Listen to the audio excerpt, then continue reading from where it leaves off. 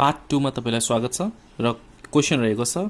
If the average cost function is AC is equal to 2Q minus 15 by Q average cost यहाँ दिएको छ and the demand function is P is equal to 2 plus Q demand function पनि दिएको छ find the cost function revenue function break even quantity and break even price so let's take a start solution here average cost is given so AC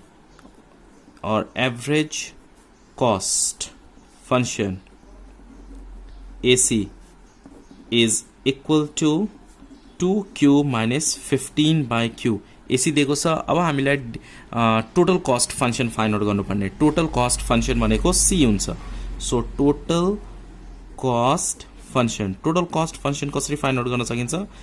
we can write TC or we can write on C same thing which is equal to AC into Q because average cost निकाल्दा total cost by Q गरिन्छ भने average cost को formula के हो यहाँनिर average cost को formula TC by Q और C by Q लेख्ने हो त्यसो यो दुईटा मल्टिप्लाई गर्दा के हुन्छ टोटल कस्ट आउँछ so total cost is equal to average cost into Q so average cost कति छ 2Q minus 15 by Q into Q just multiply this 2Q into Q 2Q square minus 15 by Q into Q Q र Q cancel हुन्छ so 15 भयो यो total cost function आयो अब यहाँनिर demand function दिएको छ अनि हामीलाई रेभेन्यू फंक्शन फाइन्ड आउट गर्नुपर्छ demand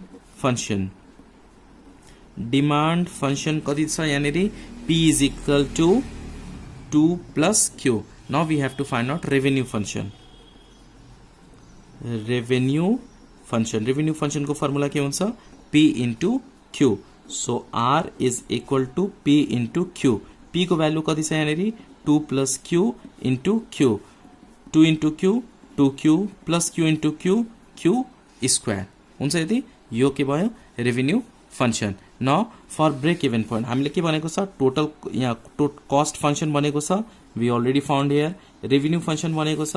that also we found after that के बनेको छ ब्रेक इभन क्वान्टिटी र break even price so we know that break even point में के हुन्छ कस्ट र रेवेन्यू दुईटा के हुन्छ इक्वल हुन्छ so what we have to write here for break even point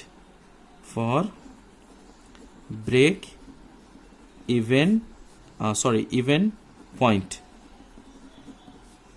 cost is equal to revenue cost is equal to कति दिएको छ मेनली कति आएको छ 2Q square minus 15 and revenue is equal to 2Q plus Q square and just calculate here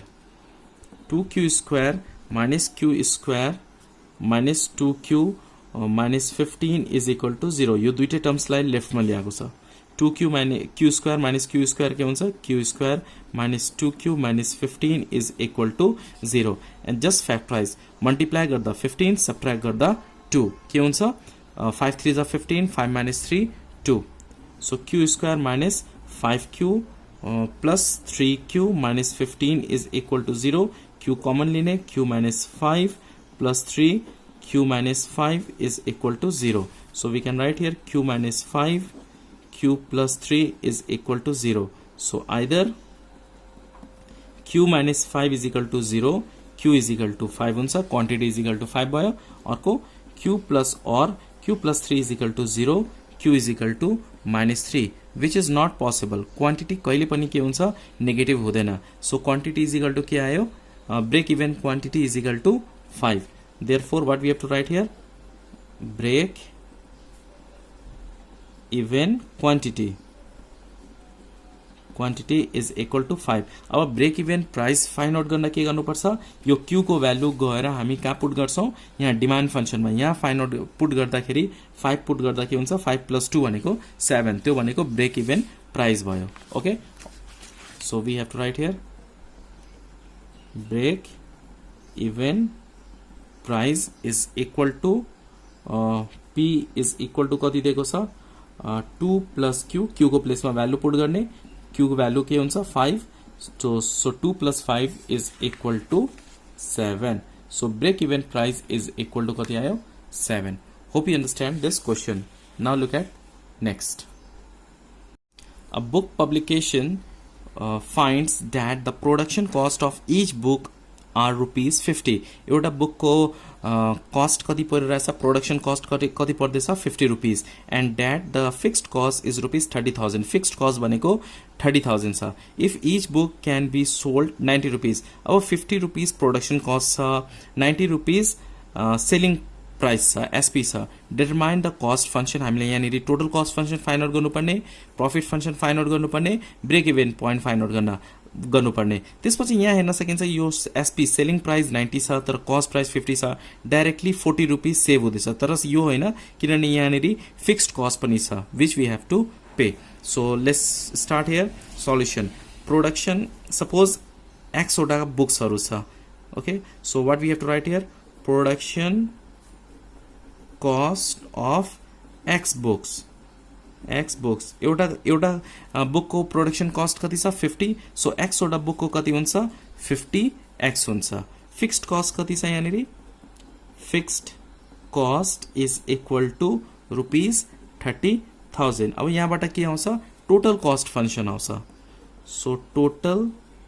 cost function भनेको fixed cost plus variable cost भनेको अब number of x 50 वटा छ भने त्यही प्रोडक्सन कस्ट लाग्छ एक्स को भ्यालु जे पनि हुन सक्छ ओके हामीले एक्स बुक मानेको छौं सपोज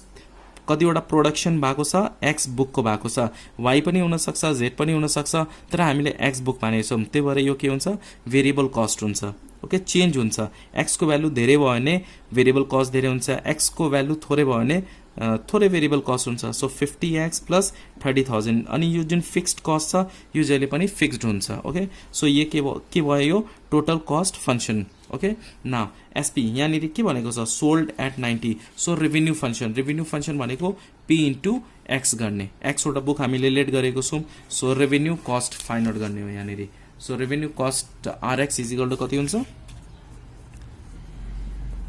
रेभेन्यू फंक्शन और रेवेन्यू कॉस्ट फंक्शन जे लेख्दा पनि हुन्छ रेवेन्यू कॉस्ट आर यसमा सी लेख्दिम इज इक्वल टु यहाँ कतिमा सेल भएको छ 90 मा so we have to write here 90x okay up to here अब क्वेशनले के भनेको छ हामीलाई टोटल कॉस्ट फंक्शन अलरेडी आइसक्यो प्रॉफिट फंक्शन भनेको छ now we have to find out profit function so profit function formula के हुन्छ प्रॉफिट फंक्शन को पाई एक्स और पाई जे लेख्दा पनि हुन्छ आर माइनस सी आर को भ्यालु भनेको रेभेन्यू फंक्शन कति छ 90x माइनस सी भनेको कस्ट फंक्शन कति छ यहाँनिर 50x plus 30,000 okay up to here now just subtract this to 50x minus 90x minus 50x के हुन्छ यहाँनिर 40x माइनस प्लस माइनस 30,000 यो के भयो प्रॉफिट फंक्शन भयो अब त्यसपछि ब्रेक इभन पोइन्टमा के हुन्छ ब्रेक इभन पोइन्टमा रेवेन्यू र कस्ट के हुन्छ इक्वल हुन्छ so what we have to write down or we can say profit equal जे लेख्दा पनि हुन्छ यहाँनिर for break even point break even पाई x is equal to 0 profit is equal to 0 अब प्रॉफिट कति छ यहाँनिर 40x minus 30,000 which is equal to 0 break even पोइन्टमा के हुन्छ प्रॉफिट के हुन्छ 0 हुन्छ so 40x is equal to 30,000 अर्कोतिर लाने राइटमा लाने so we have to write positive 30,000 so x is equal to 30,000 divided by 40 therefore x is equal to 750 unit okay so what we have to write down at last at the output level of 750 units there will be break even okay break even 750 वटा बुकहरु production भयो भने profit के हुन्छ 0 हुन्छ so this is your answer second part hope you understand this both questions if you understand please hit the like button new हुनुहुन्छ भने please subscribe गर्नु होला and as soon as possible third part you will get Thank you.